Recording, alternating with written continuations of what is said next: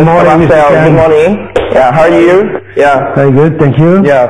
Quý vị thân mến, Nguyên Khang cũng xin được giới thiệu đến quý vị ông Jean Marcel, là nhân vật của chương trình Việt Nam trong tim tôi số lần này, người đã sáng lập bệnh viện tiêu chuẩn quốc tế đầu tiên tại Việt Nam, bệnh viện Pháp Việt.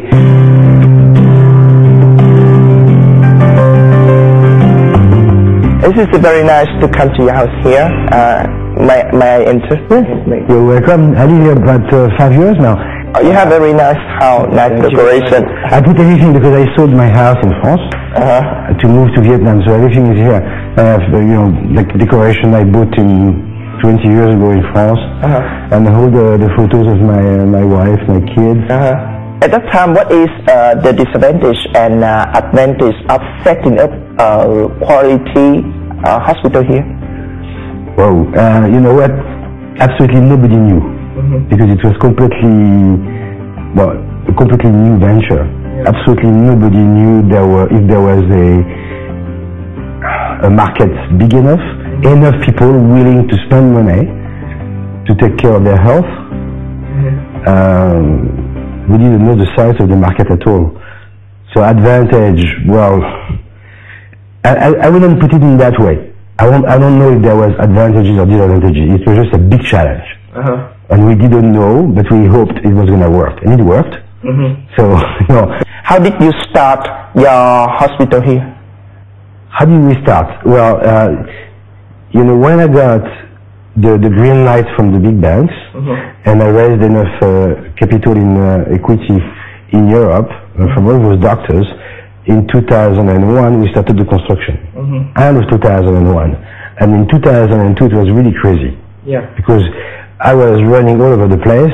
I had to supervise the construction of the hospital directly with the architects and the project manager and the companies, the contractors. I had to buy the equipment, so I had to select CT scanners and everything, and just a lot of equipment. I had to hire people. We started with very few. I had to continue to raise money.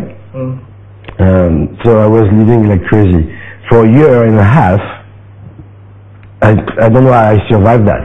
But anyway, in March 2003, eventually I got all the agreements from the authorities, including the most important one, which was what is called the certificate of compliance. And we opened in on March 11th, 2003. But we were very unlucky. I mean, not that unlucky compared to others, but on the same day, the French hospital in Hanoi closed its doors because of the SARS epidemic. On the same day, we opened, they closed. And nobody knew what the SARS was about. So in Ho Chi Minh City, people believed that we had an epidemic in our hospital. They didn't know what it was. So that was like a lot of confusion for a few weeks, until things settled and the SARS epidemic was under control. People understood that it was not in Ho Chi Minh City but in Hanoi and elsewhere. And then we started. It was a very hectic beginning. I remember very well. Yeah. So now it's working very smoothly after a very hard setting up process, right?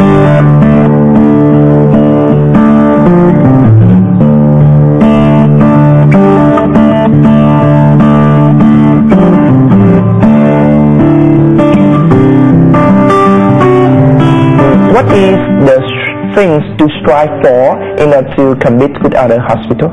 Okay, the most important for a hospital like every hospital is quality. Yeah. We want to be different from anyone else because we want to provide, of course we want to provide extremely good care to people, and we want to provide extremely good quality. Quality means patient safety. That we want also to use what we call evidence-based medicine. So we take our decisions based on what is published in the medical literature, not on the opinions of doctors. And our approach is patient-centered. So when you go to see a doctor, the doctor is not going to tell you, you do this, you do that. Now he's going to discuss with you, like if you are a partner, because it's your own body, and you have to take your own decisions yourself. So we explain to you, and you understand, and then you agree or not. That's completely different. And your family participates as well in the decision-making process. And that the most important in medicine is quality. But to what you have shared to me, that maybe your hospital is for the rich. The hospital is not for the rich, not at all. First of all, we are not that expensive. We are a bit more expensive. We're about, depending on what you're talking about, we're about 20 and 50% more expensive. But we are not that expensive. And when you compare to Bangkok, for example, the hospital like the Bangkok General, the Bromgrad or Samitivej, we're about 60% of their prices. So it means that we offer the same quality of medicine as the best hospitals in Bangkok for just over half of their prices. Now we're not that expensive. That's number one. Number two, 75% of our patients are local Vietnamese. Okay, I'm not talking about the Viet Q or the expats or the Khmer or Korean. So this is a very large number of Vietnamese. It means 160,000 Vietnamese a year. And I had patients coming from very far. And some patients were working in farms. They were working in paddy fields in the Mekong Delta. They take the bus and they come to see me. And I ask them their profession. They are not owners. They are not. They don't have a car, but they want to come to the hospital because they trust us. Okay, so there was a little bit of money, but not much. You know, to have a consultation is like $15, $20. No? And then, okay, if you want to have a big surgery, it could cost a lot of money. Yeah. But it's not always the case. Yeah. You see? So it's a complete misconception and to think that every hospital is for the rich. Yeah. It's not true. Yeah. Of course, we have rich people, we have celebrities, we have actresses, we have movie star, but we have a lot of normal, completely normal people, taxi drivers, etc. Yeah.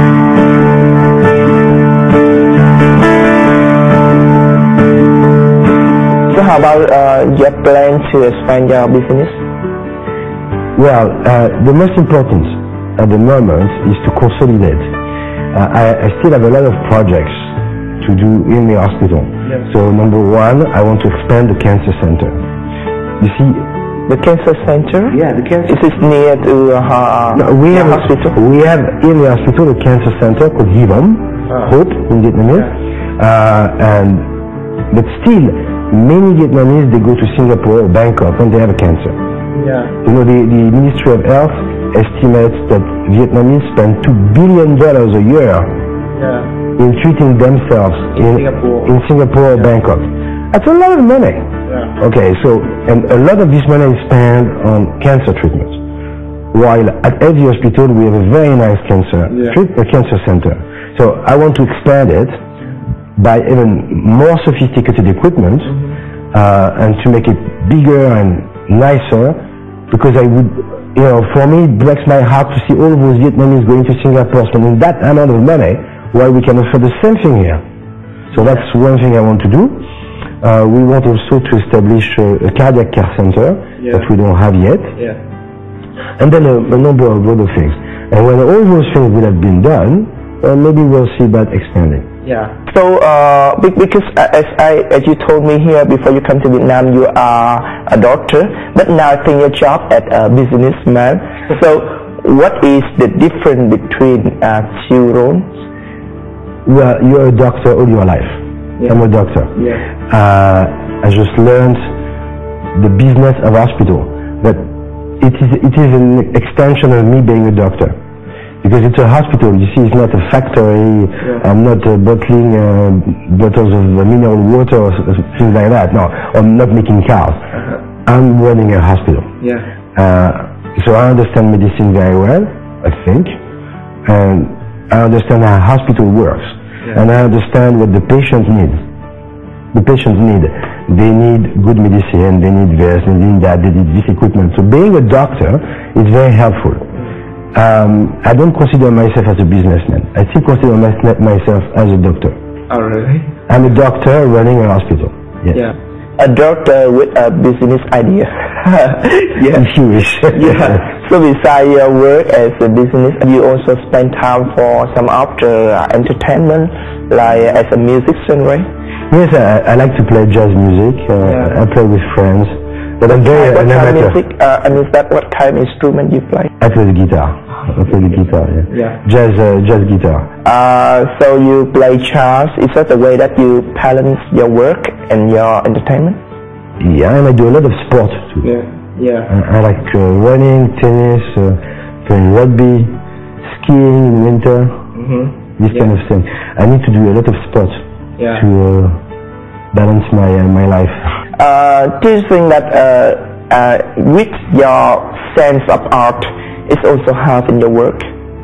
I think so. That's an interesting question. When you look at the hospital, you will see that we tried to design a hospital that doesn't look like a hospital.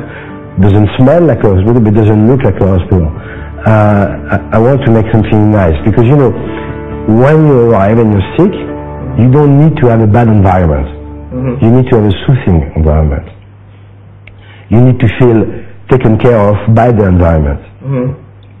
So I try to put a lot of creativity in the design itself, the facility itself. And I think I work with the architect. It's the architect who makes the design, right? But I gave him a lot of ideas. And I think we've been working as a good team together. So maybe a little bit of artistic side has helped in designing the. So it means that you make the people feel they are at home when they come to your hospital, and they feel very relaxing. Yeah, kind of, a little bit like that, yes.